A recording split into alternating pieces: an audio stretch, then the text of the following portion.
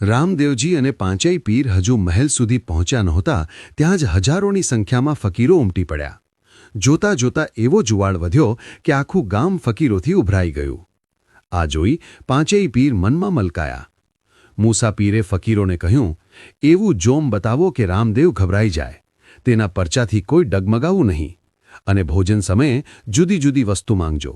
જો તે કહે કે એ વસ્તુ નથી તો આપણે કહીશું કે તે પીર નથી। રામદેવજી સૌને લઈને દરબારગઢના ચોકમાં આવ્યા। તેમણે બેસવા માટે 1.25 હાથ લાંબી ઝાજમ બિછાવી અને સૌને બેસવા વિનંતી કરી। પીરોએ હસીને કહ્યું, આટલી નાની ઝાજમમાં તો અમારું એક શરીર પણ સમાય નહીં। રામદેવજીએ શાંતિથી કહ્યું, પીરજી તમે બેસો, ઝાજમ તમને નાની લાગે છે એ તમારું દૃષ્ટિદોષ છે। મૂસા પીર ઝાજમ પર બેસતા જ સરક સરક એવો અદ્ભુત અવાજ આવ્યો અને ઝાજમ 1.25 હાથ વધવા લાગી। બીજો પીર બેસ્યો તો ફરી સરક સરક અવાજ સાથે ઝાજમ 1.25 હાથ વધે। આમ કરીને પાંચેય પીર બેસી ગયા, છતાં ઝાજમ 1.25 હાથ વધતી જ રહી। પછી એક ફકીરો બેસવા લાગ્યા। બેસતા જાય અને સરક સરક અવાજ સાથે ઝાજમ 1.25 હાથ વધતી જાય। 1,80,000 ફકીરો બેસી ગયા, છતાં ઝાજમ ખાલી જ દેખાતી રહી।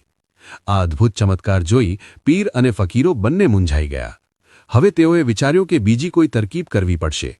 તેથી નક્કી કર્યો કે ભોજન સમયે એવી માંગણીઓ કરીશું કે રામદેવજી ના પાડી દે અને અમે અહીંથી ઉઠી જઈશું। મિત્રો, આગળની કહાની આપણે નેક્સ્ટ પાર્ટમાં જાણીશું।